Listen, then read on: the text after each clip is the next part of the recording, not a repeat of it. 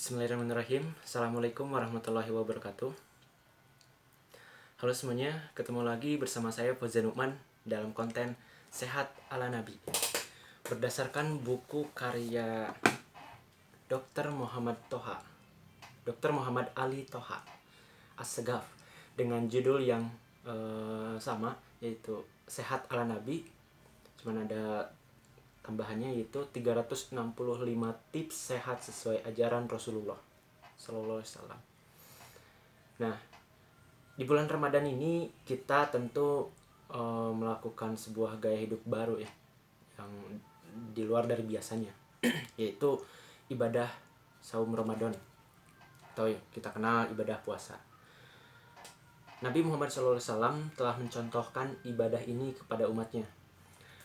Dan ternyata menurut medis modern pun berpuasa itu bisa menyehatkan tubuh. Dari sini saya jadi terinspirasi untuk mengupas kebiasaan Nabi yang lain yang juga bisa menyehatkan tubuh dalam konten Sehat ala Nabi ini.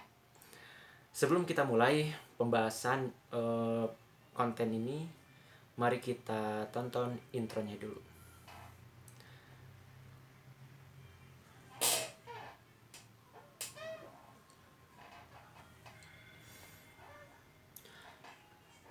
Allah Subhanahu wa Ta'ala telah menciptakan manusia dalam sesempurnanya bentuk. Ditinjau dari sisi kesehatan, tubuh manusia telah diberi ketahanan alami sehingga dapat menetralkan bahaya yang datang dari lingkungan sekitarnya, yang tentu akan membahayakan keselamatannya. Namun, gaya hidup manusia justru mengubah keseimbangan yang telah diciptakan Allah Subhanahu wa Ta'ala. Munculnya banyak penyakit merupakan ekses dari kerusakan yang timbul dan harus diterima manusia agar ia menyadari apa yang telah diperbuatnya. Gaya hidup Nabi Muhammad SAW merupakan gaya hidup yang sehat.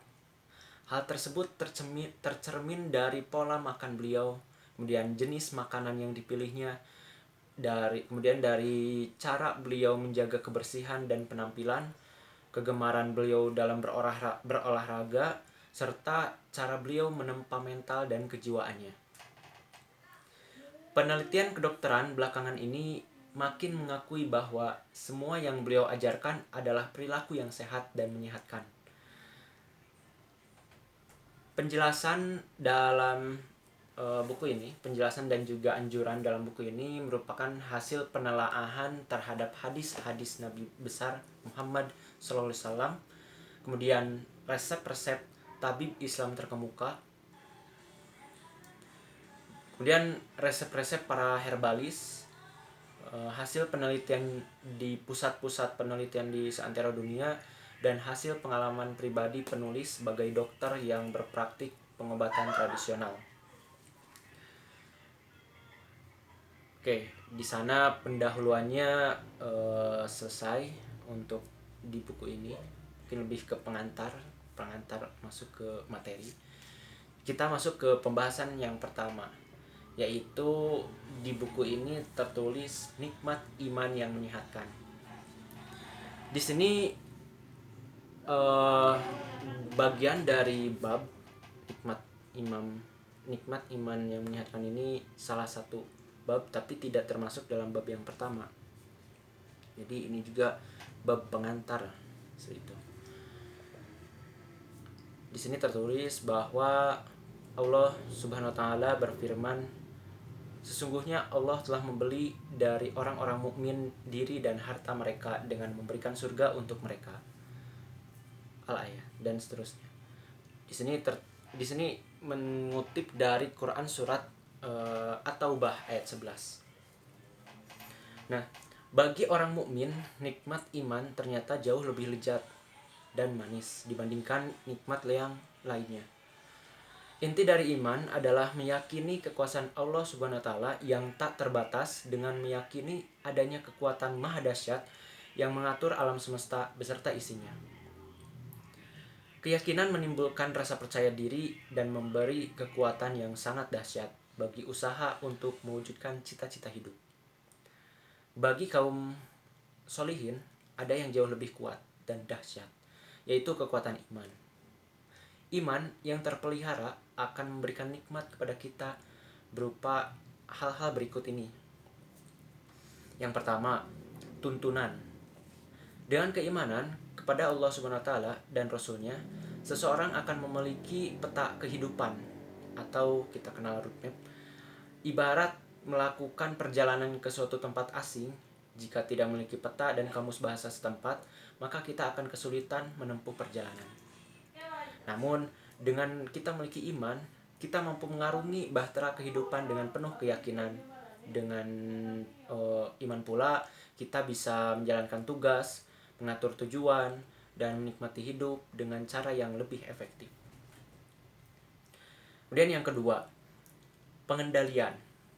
Dengan iman, kita bisa hidup teratur dan menikmati keteraturan hidup karena dalam iman ada larangan dan anjuran. Ada yang boleh dan ada yang tidak boleh. Ketika semua diperbolehkan, justru yang terjadi adalah kekacauan. Nikmat pengendalian ini menyebabkan kita mau menabung demi masa depan, kemudian mau beramal untuk akhirat, dan mau menolong orang lain. Hari ini banyak orang membutuhkan kita, katakanlah seperti itu. Tetapi bisa jadi esok hari kita yang membutuhkan orang lain. Nah, selanjutnya yang ketiga. Yang ketiga ini adalah harapan. Dengan iman, kita memiliki harapan tentang masa depan. Seperti semangat dikala menghadapi musibah dan kesulitan, kemudian meyakini adanya hari pembalasan. Kita meyakini ketika kita melakukan kebaikan atau keburukan itu pasti ada pembalasannya. Meyakini Allah Subhanahu wa taala selalu melihat kita, kemudian memberikan kemudahan setelah kesulitan hingga mengetahui kemampuan menyelesaikan masalah kehidupan. Tentu hal ini tidak dirasakan oleh orang yang tidak beriman. Kemudian yang keempat, ketenangan. Dengan iman, kita menyadari bahwa tidak ada satu masalah pun yang lepas dari kendali Allah Subhanahu wa taala. Sehingga kita tidak akan pernah khawatir tentang pasang surut kehidupan kita. Ketenangan ini yang membuat orang mukmin tidak pernah merasa ingin bunuh diri jika menghadapi jalan buntu atau persoalan-persoalan dunia. Kemudian berikut ini juga beberapa cara mereguk nikmat iman yang dianjurkan. Di sini tertulis dalam buku membaca zikir sambil menghayati makna yang terkandung di dalamnya, kemudian membaca Al-Quran secara rutin disertai pemahaman maknanya, kemudian menjadikan Al-Quran sebagai referensi utama dalam menghadapi segala persoalan hidup, kemudian mewarisi sifat-sifat Allah SWT dengan berusaha mengamalkan segala sifat-sifatnya dalam kehidupan sehari-hari, kemudian selalu mengaitkan segala aktivitas dengan misi kita sebagai khalifah Allah SWT di muka bumi, kemudian belajar untuk terus meningkatkan kecintaan kepada Rasulullah SAW, keluarganya, dan para salafus soleh, dan juga mengaitkan hati kita dengan mereka, insya Allah akan menguatkan keimanan kita. Nah, dengan selalu mengingat Allah SWT akan menyebabkan otak kita memancarkan gelombang theta. Gelombang ini menimbulkan rasa tenang dan kebahagiaan yang mendalam. Ketenangan akan memperbaiki regulasi hormonal kita, dan regulasi hormonal yang baik akan meningkatkan kesehatan kita.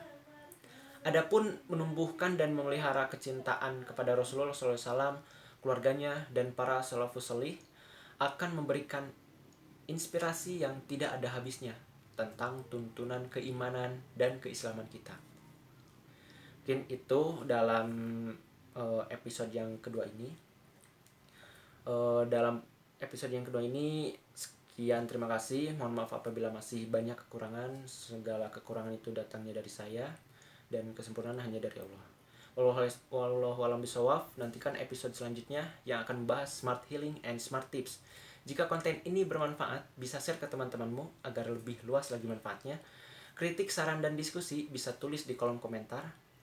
Jangan lupa like dan subscribe sebagai bentuk supportmu pada channel ini, serta supaya saya semakin semangat bikin konten-konten bermanfaat selanjutnya. Klik juga tombol loncengnya, karena saya tidak sabar bisa ketemu kalian lagi. See ya!